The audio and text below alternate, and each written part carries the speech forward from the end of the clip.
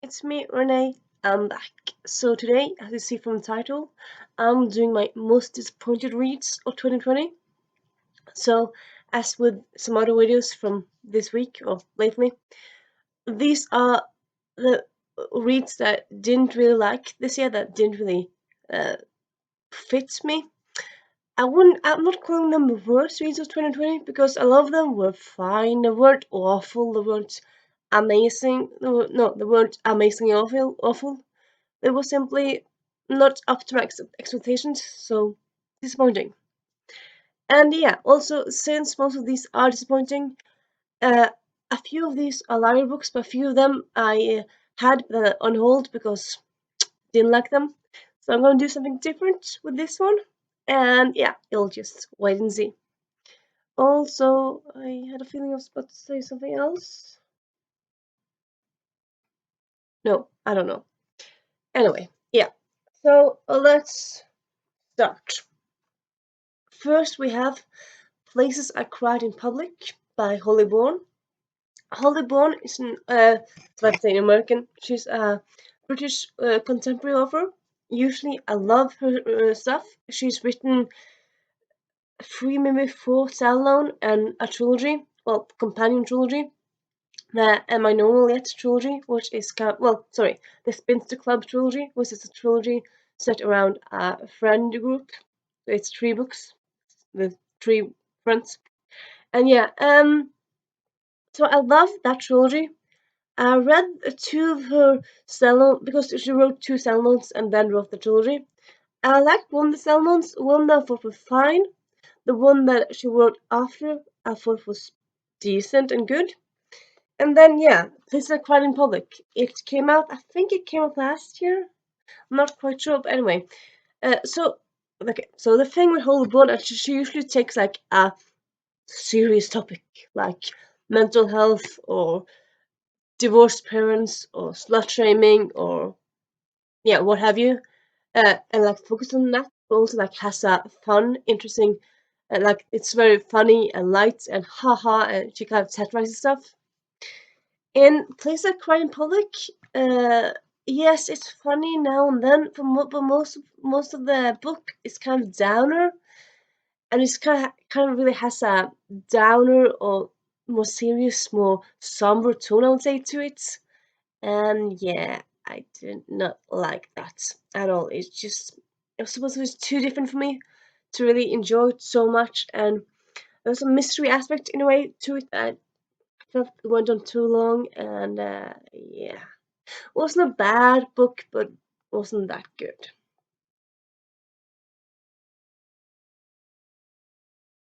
Yeah, the incorporeal life of the double life, incorporeal life of double life of incorporeal things by Leon Harbour. Yeah.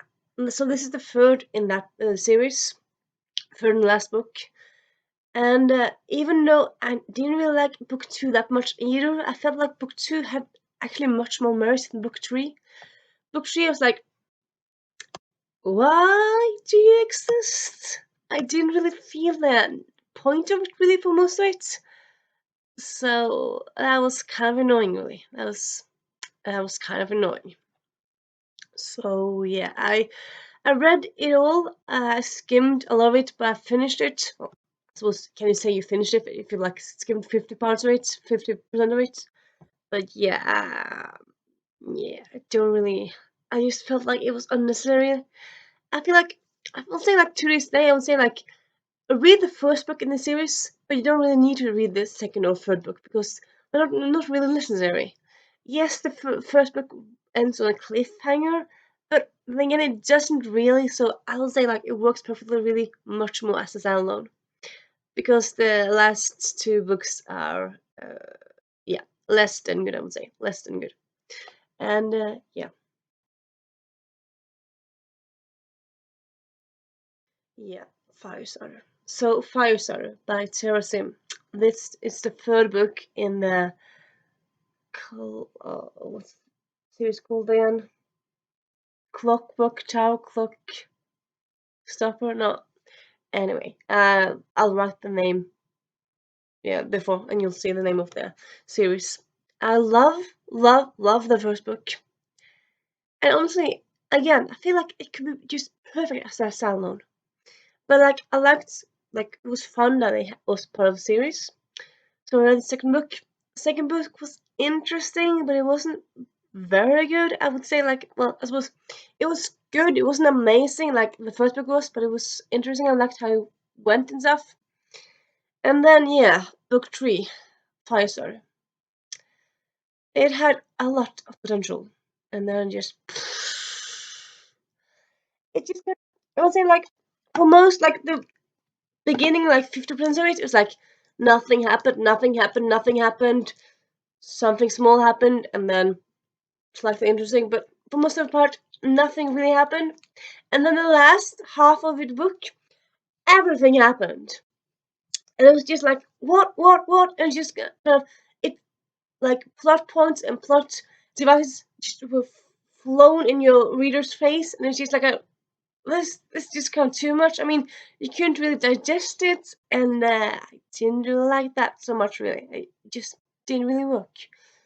And then how it ended, yeah, I like the ending because the ending wasn't bad. But I felt the ending was rushed. Yeah, the ending was definitely rushed.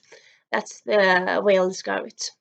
So yeah, I would say like this is also like a book that you could read the first book in the series and then stop there because yeah, I mean yeah, I feel like works perfectly as if you read the first book, it's amazing story.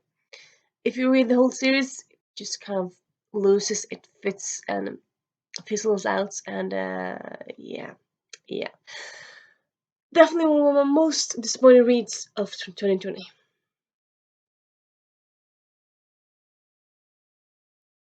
Outsiders by what's the name again? By author Jen Wild. Yeah, right times by Jen Wild. Okay, so Jen Wild, she's written 3 or 4 books now. I love Queens of Geek. I enjoy. I think I DNF'd another book. No, I read another book earlier this year and I liked it. But the Bright Siders, yeah, the Bright Siders, I DNF'd. It was. I don't know. I didn't really care about the characters at all. They were uninteresting.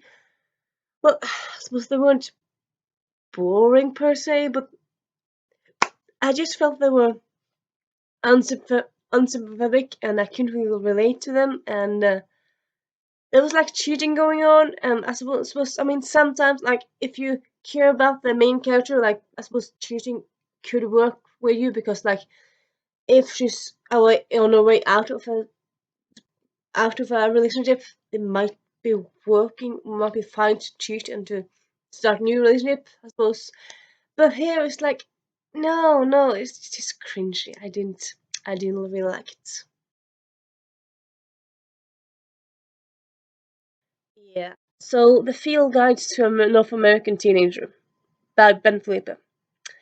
So this book it has lots of praise. It's a debut offer. It's a debut book. I suppose that might have something to do with. But I suppose with me, I wouldn't really say it was written bad because it wasn't awful. I did enjoy it, but I felt like I suppose because of a lot of like people on the cover praised it so high, I got very high expectations. And also one, I think it was Elizabeth Acevedo. It was someone anyway who said like you laugh so much you'll it said like laugh out loud funny. I didn't laugh that much of it. It was like I giggled maybe once or twice, but that's it. I didn't like laugh very much or highly.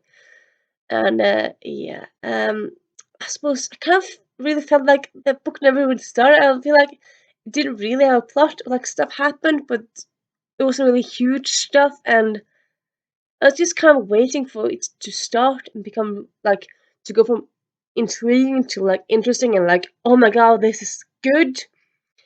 It was just kind of, I would say like always on the fence of like being good or bad. It was like if you have like in here in the middle, it's like interesting.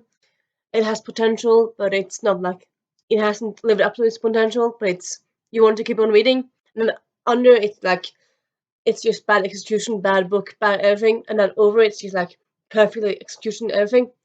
It was just laying in the middle for a long time. I thought books living here in the middle, it's fine if that's how it is in the beginning, because I mean sometimes it takes time to build stuff up and stuff. But if a book is all the is during the whole book is just in the middle, it never kind of rises up to like the potential and to the max of how good it can be, then it's just kind of eh.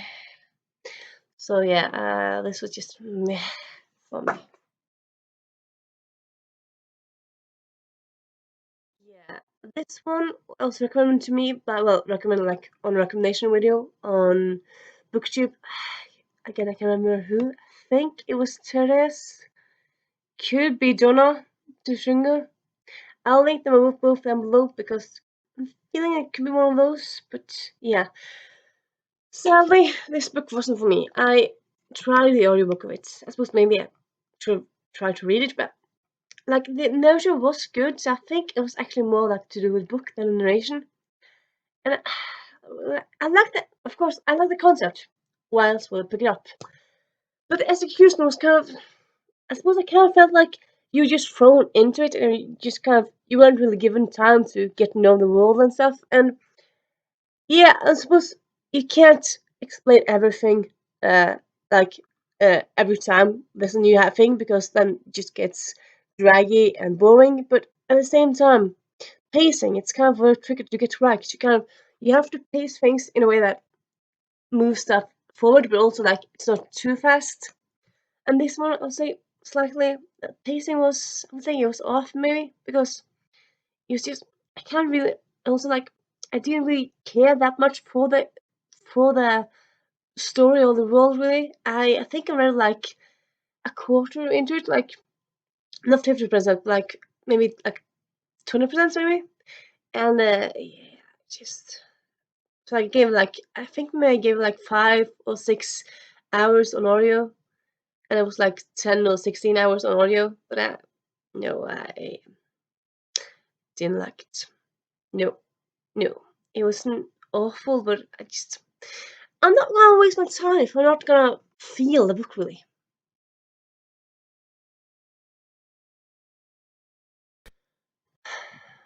I think this book actually saddens me the most because I love this concept. It's historical spies.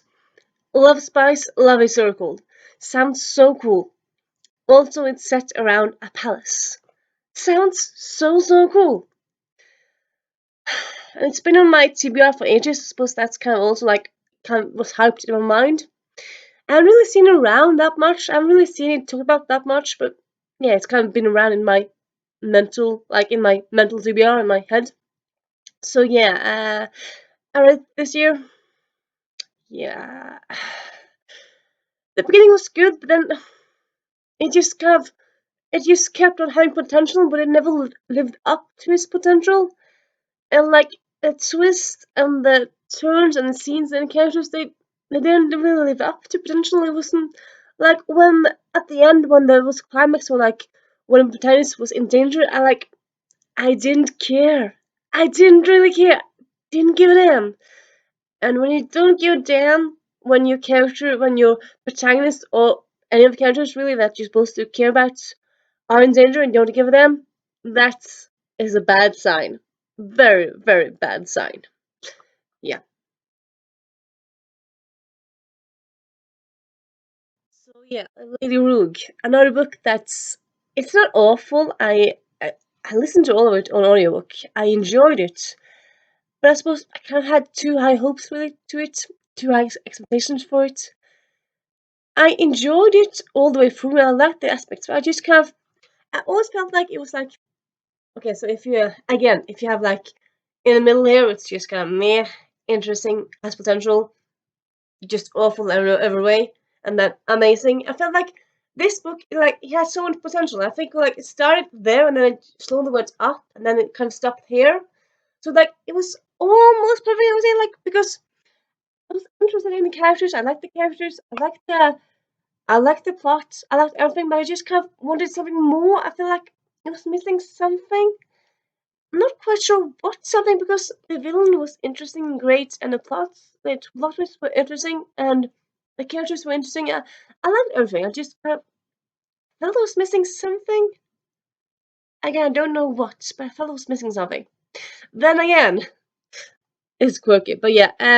If someone made this to a movie, I think I would just be person line to see it because I would think it would be great as a movie. Like it was so cinematic in like the scope of it, and it's also like it's been described as Indiana Jones for well with a female hero heroine, and I think say that's perfectly really described. And yeah, I think like if and of course like often when things are adapted, you change stuff. So I think like if like Steven Spielberg or Robert Zemeckis or like someone like some great person with like very good action ideas could like get this written and made, I think that would be very very cool because they have such cool ideas and cool minds. So yeah, I would say pick it up if you want to, but I wouldn't say run to read this book. No, I wouldn't say. So this book, yeah, as I said, most of the books I don't have anymore. This one I still have because I didn't hate it. I didn't love it, so I kind of cover is so beautiful, so it's just still on my shelf. But yeah, I was disappointed in it. Jen Cabell raised so much, raised this book so much. I think, I think I'm blanking out, but I think the other, well, the other, one of the other British booktubers, Jean from Jean's Book and Thoughts, I think she also enjoyed this and hyped it very much. I suppose that's kind of problem often, like lots of people hype books and then they just kind of, the expectations go very high up and then you read them and it's like, is this, is this what everyone's talking so highly about? Like, of course, I like the concept of it. It's like so it's a guy who owns a bookstore in Scotland. He is Scotland. Yeah, Scotland. He has a used bookstore, so he's kind of quirky in that way, like he's used. So yeah, and he writes about his every day. So it's interesting. Like I would say, like it takes like he doesn't really edit so much. So sometimes it's like January 5th, raining all day, no customers. Like, why would you include that? That doesn't really give anything. I know it's non-fiction, so it's not like you shouldn't include it, but yeah, I don't know. I don't know. And also, like, there's a sequel that I kind of want to read too, even though I was disappointed by this one. So yeah, I'm um, I'm an enigma. But yeah, the cover is very, very beautiful, very beautiful. And yeah, I'm just gonna leave it at that really. Yes. So this book has been on my radar for like 5, 6 years. Yes, I think. I think it came out like in 2012, 12, 13, 14. So it's been around. It's been published. It's been around in the book world for a long time. I saw it on a Goodreads list many years ago. I thought like that seems cool.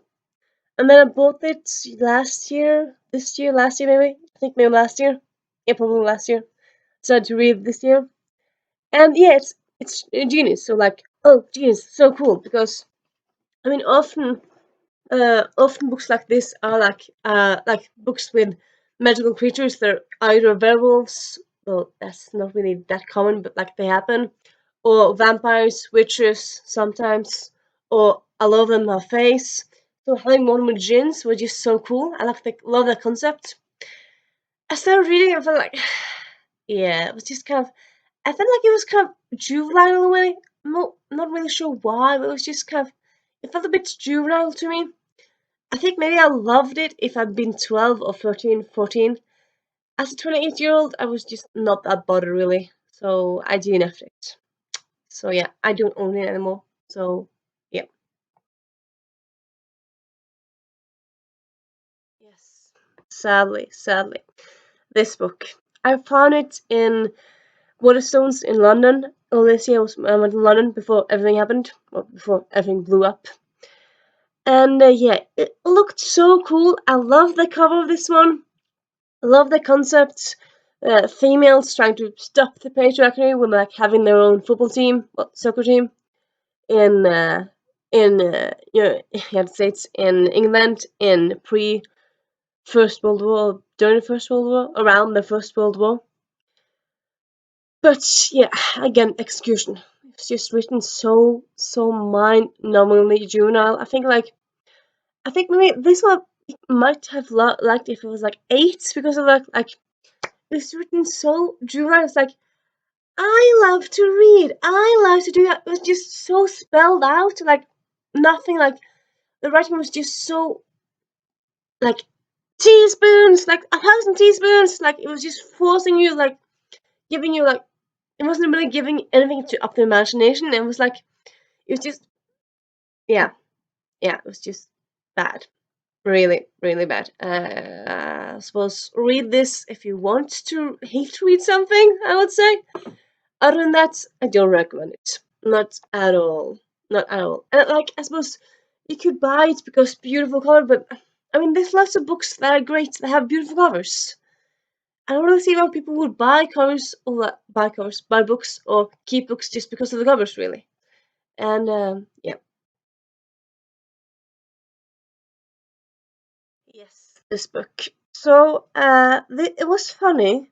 It was it wasn't bad, but it wasn't very good. And I was saying like because these two authors is written together before freshers, I would think like yeah, that's one I'm thinking of. That one I highly enjoyed. This one was it was fun. It was fine, but it was kind of simply fine. It wasn't anything more really than that. It's not a book that's gonna stay in my mind forever or for years or like for months, really. Kind of faded from my memory, and yeah, I like the idea behind it, but like I think other books has done the idea behind it much better. So yeah. Okay, sorry. Yeah. Also, if you didn't know, the idea is like these two characters want to get rid of the virginity, and they're both 18, 17, so like elder or elder teens because nowadays you can't be 17 and be a virgin because that's too old society. But yeah, yeah. This one, I suppose I can't say I don't recommend it because it's not. It's a fine use of your time, but it's not. It's not a book that's gonna stick with you. It didn't stick with me. So yeah, there's better books out there, definitely. So yeah, this book I had an audiobook. I tried. I think maybe got like 40, maybe 50% into it. I DNF'd it. It was just I didn't care. I was just not that interested in it. I didn't really care about the characters. Just got bleh. It's just all kind of bleh. Like, of course, since I picked up, I like the concept, but the characters' execution is kind of eh, eh. So yeah.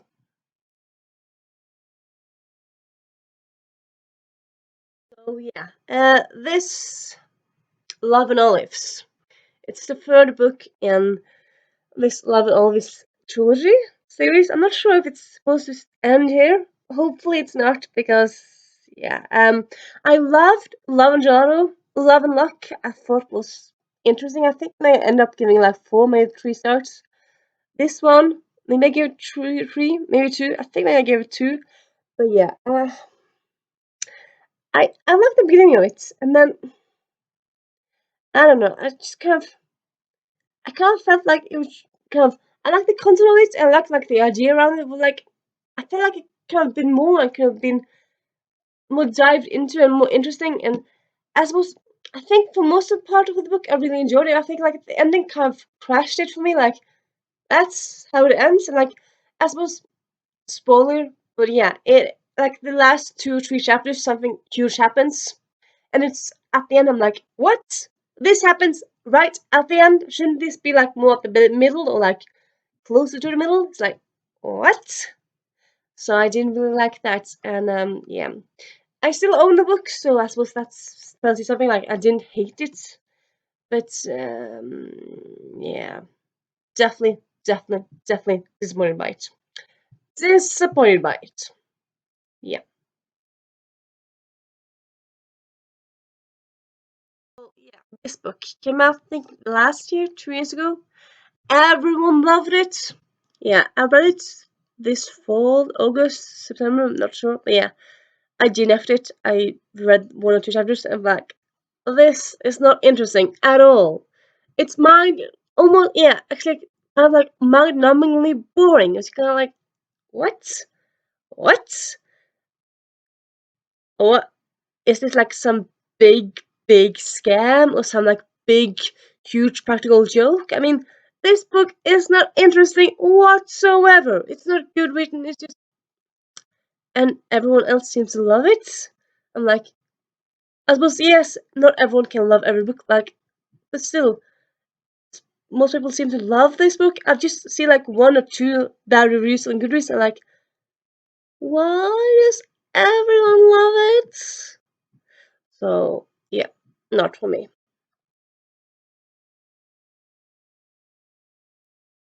Yeah, this book, I buddy read it with someone on Goodreads. I read all of it because it wasn't awful, but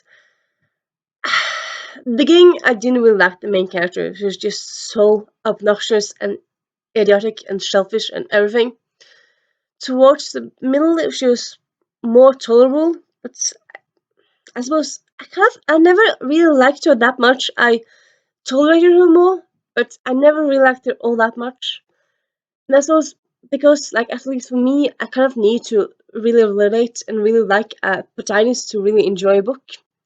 And I didn't with this book, so yeah, I kind of made my whole reading space of the book kind of fell flat, really, because also, like, this book has one main character. It's not like a cast of characters, it's one main character.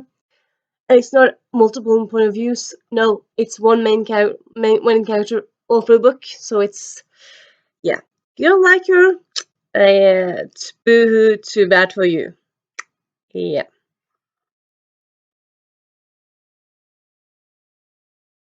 Now this book on like on my like more of in the scale that's kind of more towards great than awful. Because most of the book was interesting. I liked the characters, I liked the romance, I liked the setting and all that stuff. I liked most of it. And here and there was very interesting. But I suppose, again, I was saying expectations because it has been described as for fans of Simon versus Homo sapiens and agenda. And I'm like, yes, it's a love story with lesbian teens. So I suppose it's kind of similar. But then again, I would say Simon kind of have had much more heart and much more, I'd say, in a way. And this one, yeah, it wasn't that interesting, really. I actually still own it because it wasn't, as I said, it wasn't awful, it wasn't meh, but it was slightly above meh. And I don't know, I think I might reread it because maybe I was in a bad mood while reading it. Maybe that's kind of issue here. But yeah, like as of now, it's, yeah, there's not a high place in my reading memory, really. Yes, this one.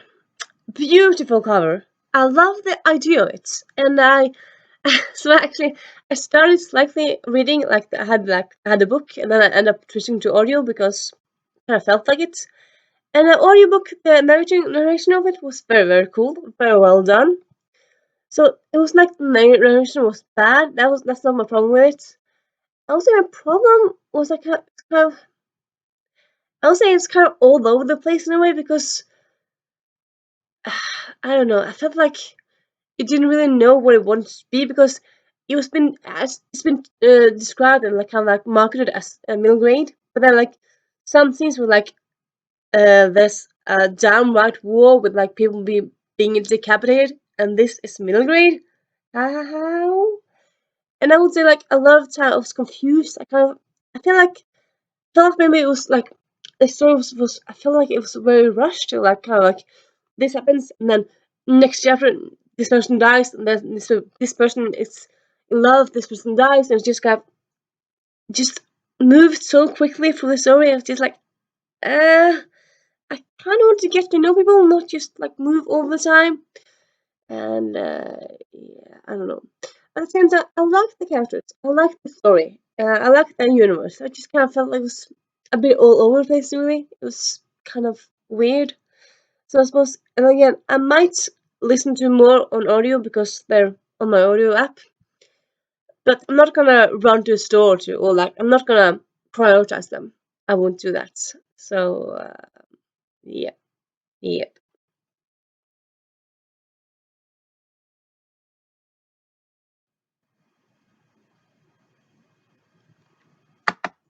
Did you hear that? Ah, yeah. That's probably the booktube police coming for me because this book was highly, highly loved. It came out last year, but yeah, highly loved by I think the whole world or like everyone that read it. Okay, so actually read it as a buddy read for on Goodreads. Yeah, it wasn't really a Goodreads friend, but it was from a group. And neither she nor I loved it. I can't say we hated it, but I suppose we. Okay, so the book you already know, but yeah, the book is again. Well, the book is The Summer of Jordi Paris and the best burger in town. And yeah, there's a lot of things I love about this one. I love that he had a fat protagonist. That the protagonist loves her own body. She's not ashamed to be fat. I really like that the protagonist can't drive because every book in every YA, also more or less every book in like contemporary reading in from the States, the characters drive and like so you have no buses or like you can't carpool. So like in of course in the summer of Jordan Paris, the protagonist Amy she carpools with her friends. Well, often one of her friends comes to get her, and I'm like, yeah, that's very relatable. And I'm like, I was feeling I'm so cool because that's never really hasn't happens before. And then you have like thing like she's scared to drive, and then she's forced to drive. Oh, she's not forced, but like she starts to do it, and then she gets used to drive. I'm like, I didn't really like it. I'm like, can't you have a protagonist that is scared of something in the beginning and then still scared at the end? Like, do you have to like? I mean, people can have something they're scared about. They don't really have to overcome every phobia they have. And I kind of liked her not having a driver's license. Also, she was wanting to go to New York. I'm like, you don't need a driver's license in New York. I'm like, mm. And I suppose other than that, I liked the romance. I felt it was good. I didn't love it. Well, it wasn't like I didn't hate it. It was like I suppose like it didn't. It was my OTP. It was like, oh my god, these are perfect for each other. It's like, oh, they're cute together. They're nice together. I was thinking that's kind of my idea from like my thoughts on most books. Like, this is fun. This is cute. This is nice. I was like, oh, this is a perfect chapter and perfect scene, perfect this. It was kind of it's cute. It's fine. I like it, so I'll continue reading. But I was never like, oh my god, it's so good. Yeah, pick up the book again. It's just kind of, it's a book. It's slightly interesting, but that's kind of what it was to me. Really, it wasn't. It wasn't all that really. Like when I finished it, it was like, yeah, I'm finished with it. Fine. I didn't really think like, oh, I'm finished with it. I wasn't sad. I was like, yeah, I finished it. So I was, yeah, I was kind of happy. I like satisfied that I didn't DNF it. So yeah,